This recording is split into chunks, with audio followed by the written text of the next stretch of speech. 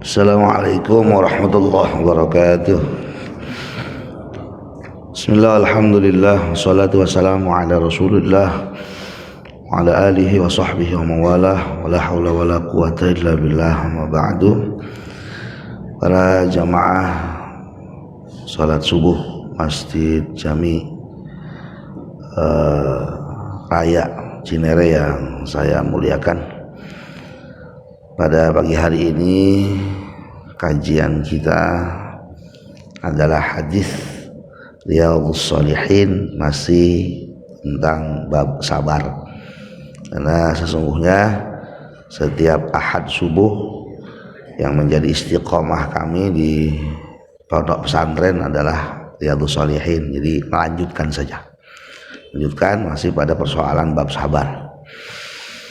Bismillahirrahmanirrahim. Fa in asdaqal hadits kitabullah ta'ala wa khairul hadi hadi Muhammadin sallallahu alaihi wasallam wa syarrul umuri muhdatsatuha wa kullu muhdatsatin bid'ah wa kullu bid'atin dhalalah wa kullu dhalalatin finnar. Wa bis sanadil muttasil ila al-imam rahimahullahu ta'ala wa adama an-naf'a bihi wa bi barakati 'ulumihi wa amaddana bi asrarihi وأعد علينا من بركاته في الدارين آمين. قال وعن أبي زيد أسامة بن زيد ابن حارثة مولى رسول الله صلى الله عليه وسلم وحبه وابن حبه رضي الله عنهما قال أرسلت بنت النبي صلى الله عليه وسلم أن ابني قد احتضر فاشهدنا. Wa'an Abi Zaid, hadis yang diceritakan dari Abi Zaid. Siapa Abu Zaid? Yaitu Usamah bin Zaid bin Harithah maula Rasulullah sallallahu alaihi wasallam. Yang disebut dengan Abu Zaid adalah Usamah bin Zaid. Dalam tradisi masyarakat Arab ada yang disebut dengan kunyah. Kunyah itu yang diawali dengan Abu Hurairah, Abu Zaid, Abu Bakar, atau yang diawali dengan Ummi Kulsum, Ummi Sa'labah. Jadi namanya kunyah. Ada kunyah, ada laqab, ada alam. Ada isim kunyah, ada isim laqab, ada alam. Alam itu nama asli. Kalau laqab itu biasanya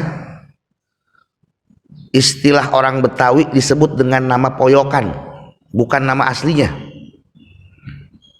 Karena ketampanannya, misalkan dipanggil dengan Abul Jamal atau Jamali, karena keberanian dan ketegasannya dipanggil Al-Asad, macan misalkan begitu. Nah, ini namanya yang disebut dengan laqab. Kalau isim alam itu adalah nama aslinya. Nah, Abu Zaid ini namanya adalah Usamah bin Zaid. Usamah bin Zaid ini adalah abdin dalamnya Rasulullah Shallallahu Alaihi Wasallam. Ya. Mengabdi dengan Rasulullah Shallallahu Alaihi Wasallam tidak hanya siapa namanya Usamah bin Zaid, tetapi ayahnya pun Zaid, ya. Zaid ini juga mengabdi kepada Rasulullah, yang dulu pernah diangkat menjadi anak sama Rasulullah sebelum turunnya ayat tentang pengharaman tabanni, mengangkat anak. Jadi Rasulullah dulu pernah mengangkat anak namanya siapa? Zaid bin Harithah. Wah, deket banget sama Rasulullah. Bahkan banyak riwayat-riwayat hadis yang menjelaskan tentang kecintaan Rasulullah Shallallahu Alaihi Wasallam baik kepada Zaid bin Harithah maupun kepada Usamah bin Zaid. Dua sahabat, ya, bapak dan anak yang begitu sangat dicintai oleh Rasulullah Shallallahu Alaihi Wasallam. Bahkan di dalam riwayat yang lain dikatakan, Inna Usamata la ahabbun nasi ilayya. Sesungguhnya Usamah itu adalah sahabat yang paling aku cintai di antara sahabat-sahabat yang lain. Jadi segala macam ya ucapan Nabi Muhammad, sikap Nabi Muhammad, perilaku Nabi Muhammad, Usamah itu tahu. Kenapa? Karena yang melayani Nabi Muhammad adalah Usamah bin Harithah ya. Dari ya Usamah bin Harithah, Usamah bin Zaid bin Harithah, seorang abdin dalamnya Rasulullah sallallahu alaihi wasallam, wa hibbihi wa ibni hibbihi, yang kedua-duanya adalah menjadi orang spesialnya Rasulullah sallallahu alaihi wasallam. Siapa orang spesialnya Rasulullah? Ayah dan anak, yaitu Zaid bin Harithah dan Usamah bin Zaid. Dulu tuh orang kalau ngaji, ya Habibi, kalau ngaji itu nggak cuma sekedar ngaji, selesai ngaji nggak langsung pulang ya. Ngabdi dulu sama kiainya, nyapu ya, nimbo dulu kan belum ada keran ya, nimbah, ngisiin kolamnya kiai. Dan sebelum ngaji itu cari kayu, cari rumput buat hewan peliharaannya kiai. Ini yang disampaikan oleh Ta'limul Muta'allim, bahwa al ilmu bitta'allum, ilmu bisa kita dapatkan dengan kita belajar, tetapi berkahnya ilmu itu tidak bisa kita dapatkan dengan belajar. Berkahnya ilmu itu bil khidmah, dengan khidmah.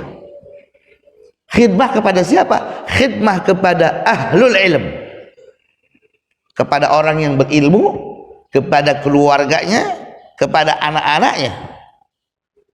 Ini yang dilakukan oleh Hadratus Syekh Hasyim Asy'ari. Dan kisah ini bersanad turun-temurun dari satu kiai ke kiai yang lain sampai kepada guru kami cerita kepada kami. Mbah Hasyim Asy'ari, pendiri organisasi terbesar di dunia, Nahdlatul Ulama, pada saat berguru dengan Mbah Yai Khalil Bangkalan Madura, itu tidak ngaji. Diperintahkan sama kiai, awakmu wis nimbo wae, nimba saja. Kapan-kapan bunyai karo anakku adus, awakmu sing nimbo, kamu yang nimba. Hati kecil Hadratus Syekh Hasyim Asy'ari kepingin sekali ngaji dengan santri-santri yang lainnya, tetapi karena sudah diperintahkan oleh Mbah Yai Khalil Bangkalan suruh menimba, ya sudah nimba saja. Satu ketika cincin emas bunyai, istrinya Mbah Yai Khalil Bangkalan, jatuh pada saat sedang buang air. Ujung-ujungnya kloset itu apa namanya? Ujung-ujungnya WC itu kan spiteng ya, spiteng. Hadratus Syekh di saat lagi ngaji bilang kepada santri-santrinya,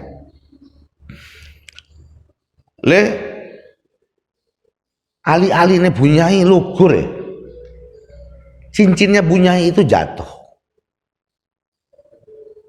Tidak ada satupun santri yang komentar sama sekali. Akhirnya Hadratus Syekh Hasyim Asy'ari, Mbah Yai, saya akan cari di mana adanya cincin bunyai. Itu nyemplung, Pak, nyemplung di dalam kolam yang isinya kotoran. Dicari, dapat di dasar spiteng, kemudian dicuci, diberikan kepada Hadratus Syekh Mbah Yai Khalil Bangkalan. Setelah itu apa kata Mbah Yai Khalil Bangkalan? Wis le saiki awakmu muleo, ilmuku wis kon kuras. Sekarang kamu pulang saja. Ilmu saya sudah dikuras. Lah, Kiai, saya mau ngaji sama Kiai. Sekate ngaji-ngajian. Enggak usah ngaji-ngajian. Muleo engko bangun pondok pesantren nang Tebu Ireng. Bangun pesantren Tebu Ireng. Sampai saat ini Tebu Ireng setiap tahunnya menolak santri karena saking banyaknya. Berkahnya seorang guru. Ilmu dapat kita peroleh, tapi berkahnya ilmu tergantung bagaimana ridho seorang guru. Ini yang dilakukan oleh para sahabat, ini yang dilakukan oleh para tabi'in, ini yang dilakukan oleh para tabi'in tabi'in, ini yang dilakukan oleh para tabi'in tabi'in tabi'in, ini yang dilakukan oleh para ulama-ulama terdahulu, sehingga tercetaklah manusia yang benar, tidak hanya pintar. Kalau sekarang yang dicetak adalah manusia pintar, bukan benar. Mencari manusia yang pintar itu banyak, tapi mencari manusia yang benar itu terhitung oleh jari. Jadi orang yang benar itu adalah merupakan output dari ilmu yang manfaat. Ilmu yang ketika sudah didapat semakin mendekatkan dirinya kepada Allah Subhanahu wa taala, semakin lembut hatinya dengan sesama manusia. Ini namanya ilmu yang manfaat.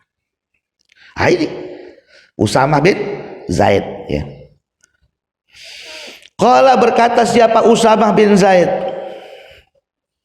arsalat, wis ngutus sapa bintun Nabi sallallahu alaihi wasallam, anak wadone Nabi sallallahu alaihi wasallam.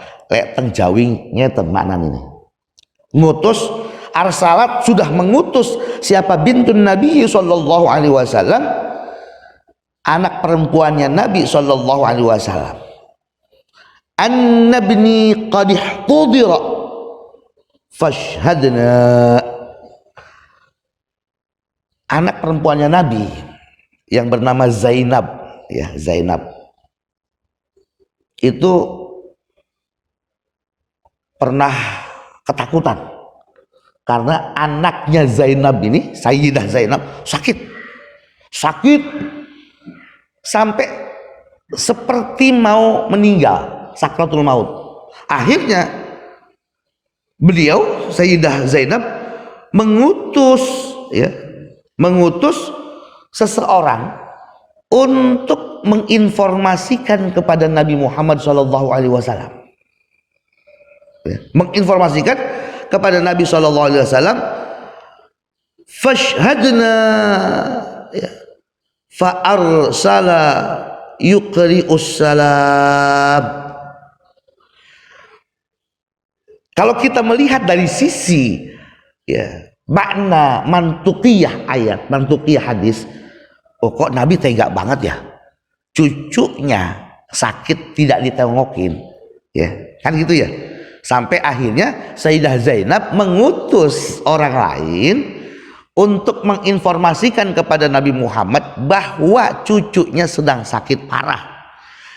Nyatanya tidak seperti itu. Adanya fa, adanya fa, di sini fa-nya fa apa namanya? Fa at-taqibiyah, menunjukkan bahwa sebelumnya Nabi sudah menjenguk. Sebelumnya Nabi sudah menjenguk cucunya. Cucunya Nabi dari anaknya siapa? Sayyidah Zainab. Nah, Sayyidah Zainab ini punya suami non-muslim. Non-muslim. Dulu belum ada ayat turun tentang haramnya nikah berbeda agama. Nah, pada saat perang Uhud pun dilema buat Sayyidah Zainab, suaminya ikut tentara-tentara kafir Quraisy, sementara di sisi lain ayahandanya Rasulullah juga ikut perang di situ. Akhirnya apa yang dilakukan oleh Sayyidah Zainab? Ya Allah, menangkanlah umat Islam dan selamatkanlah suamiku. Coba nanti baca deh sejarah tentang kehidupan Sayyidah Zainab, anak putri Rasulullah SAW. Nah, pada saat Nabi Muhammad hijrah pun ke Madinah, itu yang namanya suami daripada Sayyidah Zainab, dan Sayyidah Zainab tidak ikut hijrah. Kemudian orang-orang pembesar kafir Quraisy sudah menekan kepada suaminya Sayyidah Zainab untuk udah ceraikan. Nabi Muhammad juga begitu, minta, udahlah kamu cerai saja dengan suamimu, nanti kamu ikut hijrah dengan aku. Akhirnya terjadi juga perceraian antara Sayyidah Zainab dengan suaminya. Sayyidah Zainab berangkat hijrah ke Madinah, suaminya tetap di Mekah. Cuma pada akhirnya itu suaminya menikahkan kembali Sayyidah Zainab. Cinta sejati antara Sayyidah Zainab dengan suaminya. Ya. Begitu di akhir hayatnya Sayyidah Zainab dinikahkan kembali oleh suaminya dan suaminya masuk agama Islam. Nah, begitu Rasulullah sudah sampai di rumahnya, tiba-tiba ada utusan Sayyidah Zainab yang memberitahukan bahwa cucunya sedang dalam keadaan sakratul maut. Ya. Qadih tudira itu maknanya muqaddimatul maut. Ya, awal kematian. Ya. Fa arsala yuqri'us salam. Ya. Setelah informasi itu sampai ke Rasulullah Shallallahu Alaihi Wasallam, ya, Rasulullah sampaikan tuh, ya. Apa kata Rasulullah? Walahu ma'a'ta. Mana itu tadi? Oh, sebelumnya ada lagi ya? Oh, tadi ya. Inna lillahi ma'akhadha wa lahu ma'ata. Ini doa pada saat ada saudara kita yang meninggal. Tidak hanya sekedar inna lillahi wa inna ilaihi raji'un. Nah, saya sekarang kadang tuh suka apa ya? Heran aja gitu kalau ada orang mobilnya ditulis ayat tabarakallah. Ya, tabarakallah. Tapi belum pernah saya melihat ada orang menulis mobil dengan ayat inna lillahi wa inna ilaihi. Pernah lihat Pak? Mobil tulisannya inna lillahi wa inna ilaihi. Padahal yang tepat itu mobil ditulis kalimat la ilaha illallah. Gak usah ditunjukkanlah keislaman kita. Masih sebatas simbolik gitu. Tulis aja udah mobil itu inna lillahi wa inna ilaihi raji'un. Kita semuanya milik Allah dan kita akan kembali kepada Allah Subhanahu wa taala. Nah, selain kalimat inna lillahi wa inna ilaihi raji'un, kalimat yang diajarkan oleh Nabi ketika kita punya saudara, ya, saudara kita dalam keadaan berkabung. Nah, ini, ya. Inna lillahi ma akhadha wa lahu ma a'ta. Inna lillahi ma akhadha. Sesungguhnya apa yang telah diambil itu ya punya Allah. Yang sudah diambil itu punya Allah. Nggak ada yang punya kita. Jangankan istri dan anak kita, jangankan harta kita, diri kita aja bukan punya kita. Ngapain kita susah-susah di dalam hidup ini? Toh kita cuma menjalankan dari apa yang menjadi titipan. Ya, nggak ada yang perlu kita sombongin. Apa yang kita sombongin? Saya kalau ngelihat ada orang sombong dengan kekayaannya, sombong dengan ilmunya, ya merasa punya ente. Nggak ada yang kita punya. Harta yang kita punya sebegitu banyaknya itu cuma titipan Allah. Kalau Allah berkehendak menjadikan seseorang akhirnya berada di titik yang paling miskin, bisa saja. Orang yang miskin banget nih kemudian Allah jadikan kaya, bisa aja. Saya punya sahabat, bicara logika manusia itu hartanya nggak bakalan habis 7 keturunan, nggak bakalan habis. Tiba-tiba dia lagi naik tangga, ya, kepleset, jatuh, geger otak, pendarahan di kepala. Itu berobat kemana aja, kagak sembuh-sembuh. Akhirnya apa yang dia bilang? Kekayaan yang aku miliki nggak ada sama sekali manfaatnya.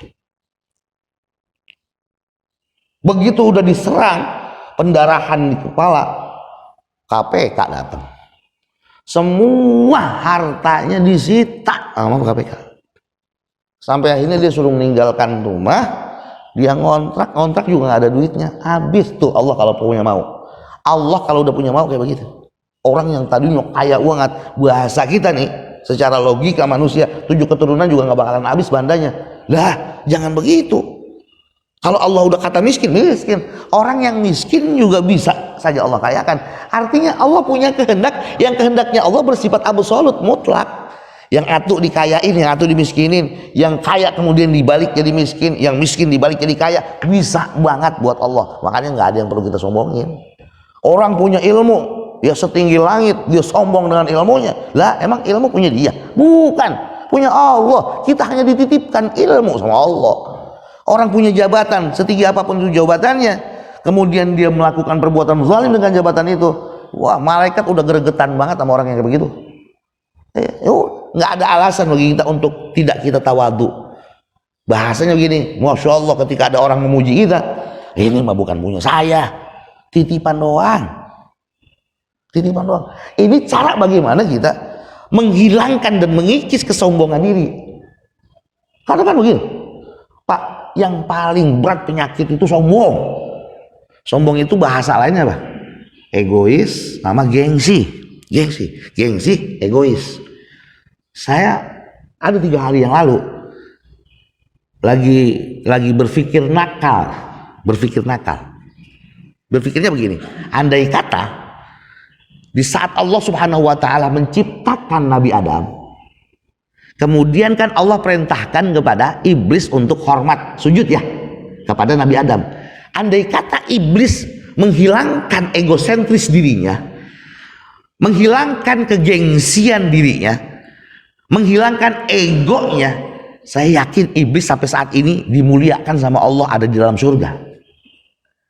Tapi karena iblis ini gengsi, iblis egonya dikedepankan, kesombongannya itu luar biasa. Ya Allah, sembarangan amat. Saya kan lebih dulu diciptakan daripada Adam, sementara unsur penciptaannya pun kami lebih kuat daripada Adam. Kau ciptakan Adam dari tanah, sementara kau ciptakan aku dari api. Mana yang lebih kuat, api dengan tanah? Ini karena kagak nurut sama Allah, akhirnya kata Allah, lu keluar. Allah kagak suka sama hamba yang sombong. Sekelas iblis yang penciptaannya itu bareng dengan malaikat, dikeluarin sama Allah dari sorga. Nah lalu bagaimana kita manusia yang ibadah kitanya rajin, kemudian ilmu kita banyak, ada kesombongan sedikit di dalam hati kita, itu yang akan menjadi hijab kita mendapatkan rahmat dan mendapatkan ridho Allah Subhanahu wa taala. Ada sedikit kesombongan, hilangin. Jangan pernah merasa diri kita itu siapa dan apa.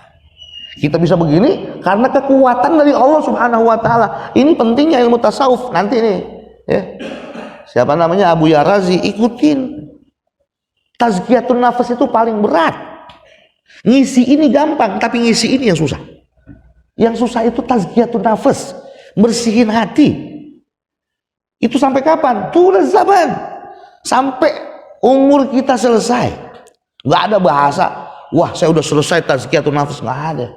Orang sewarok-waroknya, sezuhud-zuhudnya, terkadang muncul tuh sifat ujub di dalam diri, merasa bangga, ya, merasa heran dengan kehebatan dirinya. Sum'ah pengennya didengar, ria pengennya dipuji sama orang lain dengan kebaikan yang dia lakukan. Itu pasti ada. Gimana caranya untuk kita terhindar dari segala macam penyakit-penyakit hati itu? Kembalikan semua adalah milik Allah.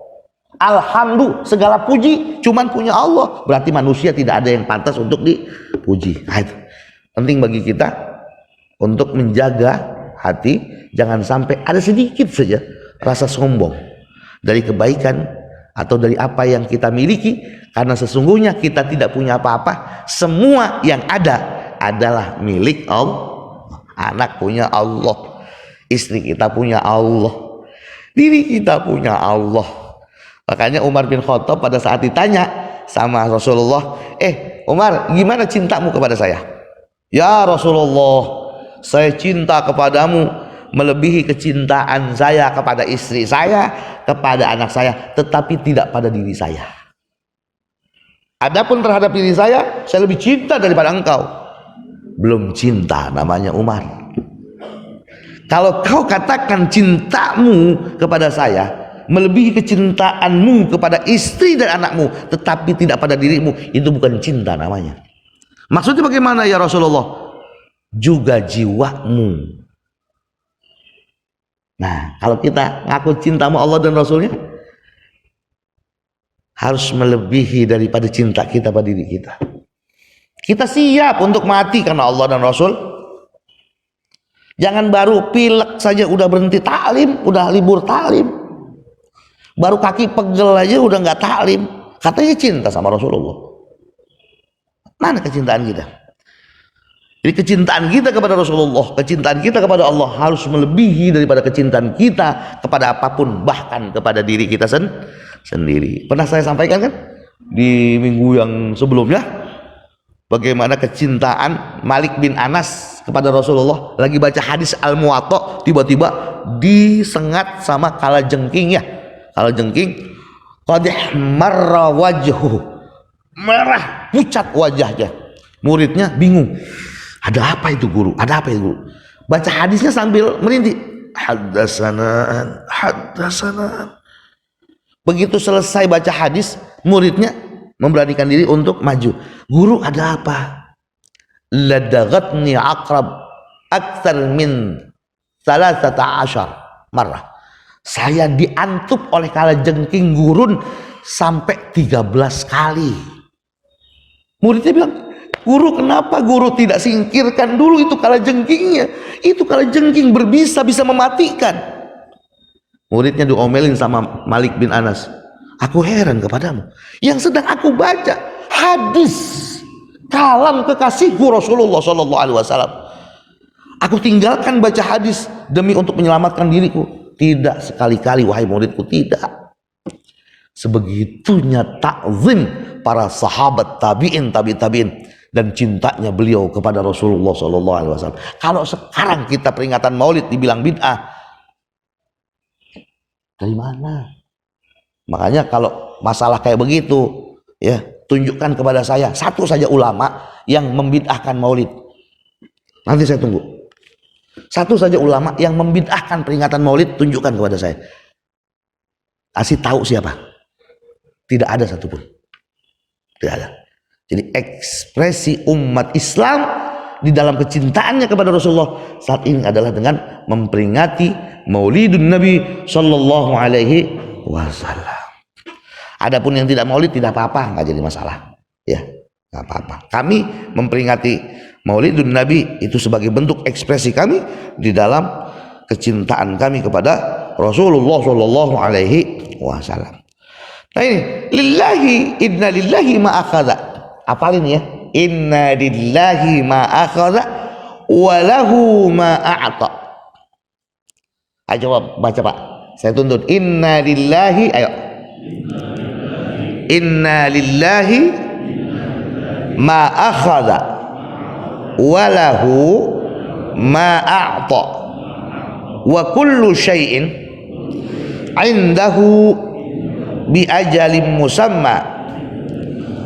Nah itu ya,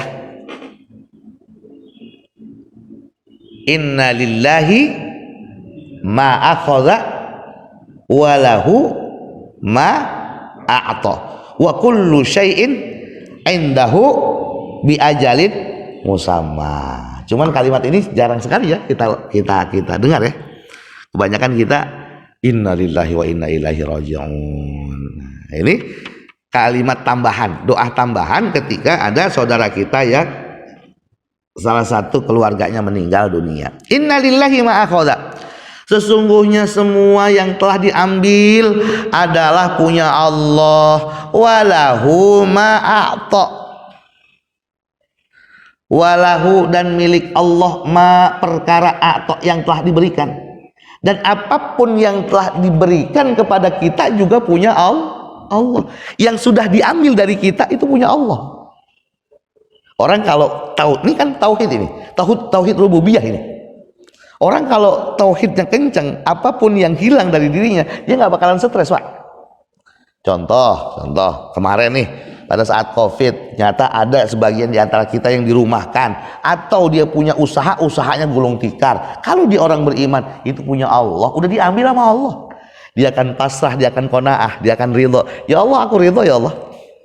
Karena apapun yang ada di dunia ini ujian, Pak. Ujian.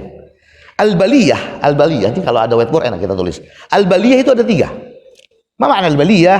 Al-baliyah bermakna al-musibah. Al-baliyah bermakna ujian. Ini ada 3. Ada ujian yang Allah berikan kepada hambanya, yang tujuan Allah untuk menaikkan derajat hamba. Untuk menaikkan derajat hamba. Tipe yang seperti ini adalah ketika seseorang diberikan ujian, dia mampu sabar dan ridho. Sabar dan ridho. Tidak ada orang-orang yang menjadi kekasih Allah yang tidak diuji. Sayyidah Aisyah pernah diuji sama Allah, dituduh selingkuh dengan seorang sahabat. Istrinya Rasulullah, Sayyidah Aisyah Kubra, pernah difitnah bahwa Sayyidah Aisyah berselingkuh dengan seorang sahabat. Tapi apa komentar Sayyidah Aisyah? Nashkuruka ya Allah, saya bersyukur kepadamu ya Rabb dengan fitnahan ini. Ada orang-orang yang ketika diuji sama Allah, dia bahagia. Berarti mereka adalah orang yang mampu menelan barang pahit.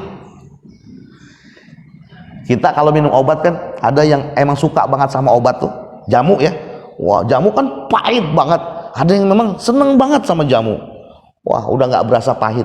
Ada orang yang kalau minum jamu, minum obat tuh ngempet, maksa banget. Padahal dia nggak suka, tapi karena memang harus minum, dia minum juga. Nah, tipologi manusia yang mendapatkan derajat tinggi di sisi Allah itu adalah ketika mereka diberikan ujian, mereka mampu menelan barang pahit dan mereka ridho. Ridho itu artinya apa? Orang wadul-wadul. Orang wadul-wadul itu apa? Nggak mengeluh, nggak ngeresulo. Nggak ngerusulo. Ngerusulo ini kok apa? Ngerusulo itu apa? Apa ngerusulo, Bib? Ngerusulo ini kenapa? Mengeluh. Nggak dikit-dikit update status. Begini amat ya hidup ya. Oh. Orang kalau masih ngupdate status dengan ujian yang Allah berikan, berarti belum sabar, belum ridho. Yakin nih Pak? Bapak ini ahli ibadah, orang yang senantiasa meramaikan masjid. Ketika Bapak mendapatkan kesulitan, apapun bentuk itu kesulitannya, apakah dari sisi ekonomi, keluarga, pekerjaan dan lain sebagainya, sesungguhnya itu cara Allah untuk menaikkan derajat Bapak. Ini tauhid. Udah ridho saja. Alhamdulillah. Ada wali-walinya Allah yang diuji dalam bentuk apa? Difitnah sebagai orang gila. Difitnah orang gila. Siapa salah satu di antaranya?